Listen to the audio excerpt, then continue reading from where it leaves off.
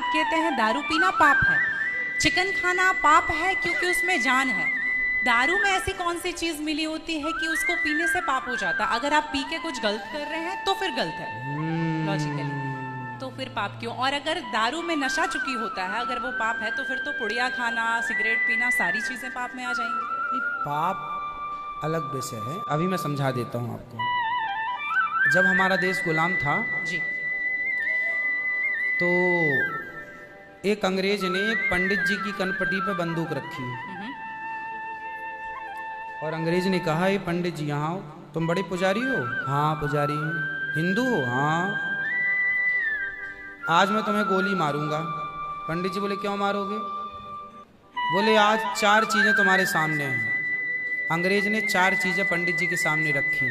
पहले, पराई स्त्री लाके रख दी, तुझे आज इसके संग रहना है। दूसरा, मांस रख दिया, आज तुझे मांस खाना है। और तीसरा, ढेर सारा सोना रख दिया। इतना सोना तो रोज भीख मांगता है ना, ले जा सोना। और चौथी, दारू रख दी, शराब। इन 4 में एक चीज तुझे लेनी पड़ेगी, नहीं लेगा तो गोली मारूंगा। बोल, क्या लेता है?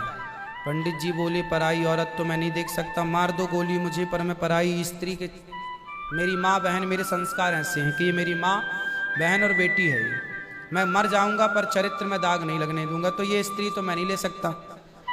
अब मांस भी मेरे धर्म के खिलाफ है, आप गोली मार दो, मैं ब्राह्मण हूं, मैं मर जाऊंगा पर ये धर्म नहीं छोड़ूंगा। और रहा ये सोना भी नहीं लूंगा, क्योंकि मैं भीख इसलिए बेईमानी करता तो भीख क्यों मांगता?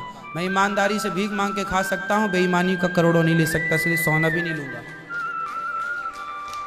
हाँ, पंडित जी को लगा ये तो पानी है, दारू शराब, उनको दारू पानी लगा। ये तो पानी है। पंडित जी को बेचारों को पता नहीं था कि दारू का क्या मजा है। अब उनको लगा ये पानी है, पिएंगे निकल जाएगी। पानी समझ के पंडित जी ने बोला कि चलो, गोली कनपटी में बंदूक रखा है, चलो पी लेते हैं, अभी निकल जाएगी शाम तक। पंडित जी ने दारू पी, और जब दारू पी ली तो दारू जब पी तो नशा चढ़ा। और जब नशा शराब का जब नशा चढ़ता है तो इंसान नहीं रह जाता। जैसे स्त्रियों को, जिसको ऑपरेशन होता है ना, जी, तो रीढ़ की हड्डी में डॉक्टर एक इंजेक्शन लगाते हैं स्पाइनल में, जिससे शून्य हो जाती है। वो अंग क्या हो जाता है? कोई भी ऑपरेशन में डॉक्टर आपको शून्य कर देता है। उसी तरह शराब आपके मस्तिष्क को, आपके सोचने विचारने की क्षमता को शून्य कर देती है, माइंड को शून्य कर देती है। आप ये निर्णय नहीं ले पाते कि क्या सही है और क्या गलत है। अब पंडित जी जब नशे में झूमने लगे तो वो उस स्त्री को छेड़ने लग गए, ए यहाँ जा, नशे में। तो यही तो प्रश्न था मेरा गुरुजी कि वो नशे में ऐसा कर रहे हैं तो गलत है। अगर जो बोलते हैं हम जेंटलमैन पैक पीते हैं, हम 2 पैक पीते हैं या 3 अच्छा ये बताओ, नशे में करने लगे तो गए, वो नशा आया कहाँ से? शराब जहाँ से आया वही तो गलत है। नहीं तो गुरुजी, सारे फसाद की जड़ तो वही है। गुरुजी जब ज्यादा पी ले रहे हैं तो ऐसा हो रहा है, जो कम पी रहे हैं, और ये कह रहे हैं कि कम पीने से ऐसा नहीं होता, आप ज्यादा हमारे यहाँ 5 महापाप गिनाए हैं शास्त्रों ने। जी, 5 महापाप, उनमें से एक शराब है। शराब है, हाँ। शराब को महापाप इसलिए कहा गया है, ये बुद्धि भ्रष्ट, शराब पीने वाली की बुद्धि सात्विक नहीं हो सकती। आप शराब पीजिए, आप शराब पीने वाला व्यक्ति आध्यात्मिक नहीं हो सकता। जो ईश्वर से कनेक्टिविटी है, जो हम आध्यात्म जगत की बात करते हैं, देखो आप शराब पीने के शराब लोग क्यों पीते हैं? शराब कौन पीता है? समाज में 2 किस्म के लोग होते हैं। एक वो होते हैं, जैसे मैं सात्विक हूं, आप सात्विक हैं, आप चाहते हैं कि मैं भजन करूं भगवान का, ज्यादा हाय नहीं, शांत खुश भगवान के चिंतन में। एक तो इस प्रकार का आदमी है भगवत चिंतन में, वो ज्यादा खाता भी नहीं। एक आदमी कैसा है जो विषय भोगी है। शराब शरीर को गर्म करती है, शराब शरीर को गर्मी पहुंचाती है। और जो व्यक्ति भोगी होता है, जिसे भोगों को भोगना है, वो लोग शराब का उपयोग करते हैं अपने भोगों की क्षमता को बढ़ाने के लिए। अब जिसे भोग भोगना है वो तो अपनी क्षमता भोगों की बढ़ाए और शराब पिए, परंतु जिसे भगवत प्राप्ति करना हो, ईश्वर से नेह करना हो, मन लगाना हो, संत लोग एक टाइम भोजन करते हैं, 2 टाइम नहीं खाते। बोले शरीर को केवल जिंदा रखना है, ज्यादा खिलाएंगे तो शरीर ये फिर हानिकारक है। मन भटकेगा। इसलिए यदि आपके अंदर ईश्वर की प्राप्ति की साधना है तो आपका आहार विहार शुद्ध अपने आप हो जाएगा। और मन में यदि कामना है तो फिर लोग तो चरस भी पीते हैं, अफीम भी लेते हैं। ये सब चरस अफीम क्या करती हैं? शरीर को उत्तेजित करती हैं। ये सब शरीर को उत्तेजित करने वाले पदार्थ हैं। तो बाकी जितने भी नशा वाली चीज हैं, हाँ। गुटखा, खैनी, दारू जो भी हैं, ये सारे फिर उतने ही इक्विवेलेंटली सब नुकसानदायक है। खैनी से कैंसर होता है, सिगरेट से लंग्स खराब होते हैं। गुल से क्या होता है गुरुजी? किससे? गुल जो करते हैं, गुल क्या होता वो है? पाउडर एक होता है ना? नहीं, वो मैं जानता नहीं। चरस अफीम क्या कहते हैं? क्या है बेटा? ड्रग्स? नहीं नहीं, वो ड्रग्स नहीं होता, डब्बे में आता है गुल। नहीं, वो गांव के लोग को मैंने देखा करते हुए। हाँ? तंबाकू चूना? नहीं, वो मैं उसके बारे में पहली बार सुन रहा हूँ, अब रिसर्च करना पड़ेगा वो चीज क्या है। मतलब कुछ भी नशीला पदार्थ देखो गलत गलत है, सब गलत है। सब गलत। शराब कौन सी सही है? सिगरेट कोई पिए तो कौन सा समझदार है? आप खैनी खाएं, गुटखा खाएं, अब कौन सही? इसे कौन कहे? मूर्ख ही सही कहेगा, खाने वाला ही सही कह सकता है। तो मतलब सब इक्वली उतना ही पाप है। पाप पुण्य अलग विषय हो गया। नहीं गुरुजी, आप कहते हैं कि दारू शराब को पाप माना गया है, बाकी ये चीजों सारी को चीज पाप के अंतर्गत है। अब सेहत खराब हो ही जाएगी। शराब के नशे को पाप माना गया है, बाकी चीजें गलत हैं।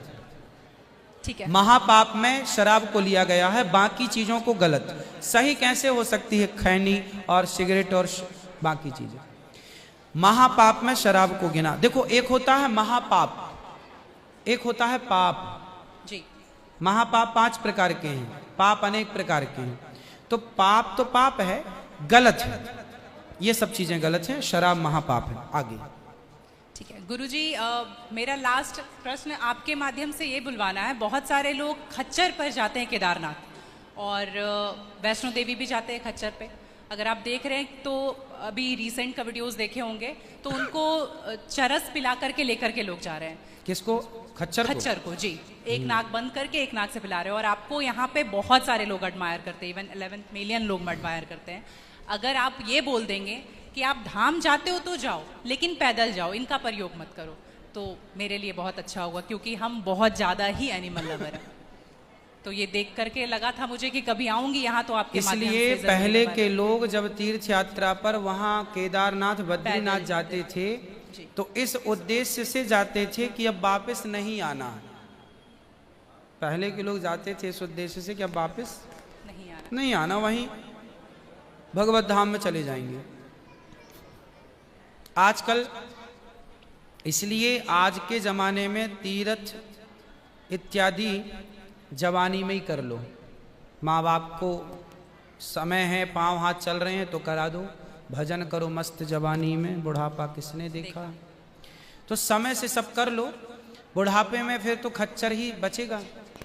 तो बुढ़ापे जो देखो बूढ़े लोग हैं जो नहीं चल पा रहे हैं पर आस्था है दर्शन की, तो वो अपने हिसाब से जाते हैं। नहीं तो गुरुजी हेलीकॉप्टर भी तो है ना? हाँ हेलीकॉप्टर का बजट सबका नहीं होता, हेलीकॉप्टर से सब नहीं जा सकते ना, उसकी टिकट ही महंगी है, 25-50 हज़ार रुपये लगता है, लाख रुपए भी लगता होगा, भगवान जाने, मुझे नहीं पता कितना लगता है। अब सामान्य आदमी कहाँ वो 50 हज़ार की टिकट कटाएगा, वो तो 1000-2000 दे के जाना चाहेगा। तो सबके अपने अपने बजट हैं, पर ये कोशिश करो कि हम अपने पाँव पर चलें, हम किसी पर बोझ ना बने। ये सही है कि हम किसी जीव को परेशान ना करें। यदि वो गधा बधा जो भी है खच्चर, वो यदि स्वस्थ है, क्योंकि हमारे यहाँ राजाओं के ज़माने में घोड़ों पर ही सवारियाँ होती थी, रथ घोड़ों के द्वारा ही चलाए जाते थे, तो उन घोड़ों का ध्यान भी रखा जाता था। पंच परमेश्वर कहानी है, जुम्मन सिंह खलगू चौधरी, उसमें एक इक्का गाड़ी की भी कहानी है। है ना। तो उसमें बैल के द्वारा इक्का गाड़ी चलाई गई, उसका जिक्र है। तो हमारे यहाँ पहले ना जैसे किसान खेत में जोताई करते थे, जुताई जी। तो बैलों से होती बैलों थी। से होती तो बैलों को ना दिन भर जुताई में रखते थे और रात भर उनको चराते थे। रात भर वो अच्छा घास खाएं, दिन भर उनको जब भी गर्मी पड़े 2 घंटे का रेस्ट, 2 घंटे छोड़ दें, वो चर लें, वो पानी पी लें, मतलब उनका प्रॉपर ख्याल रखा जाता था।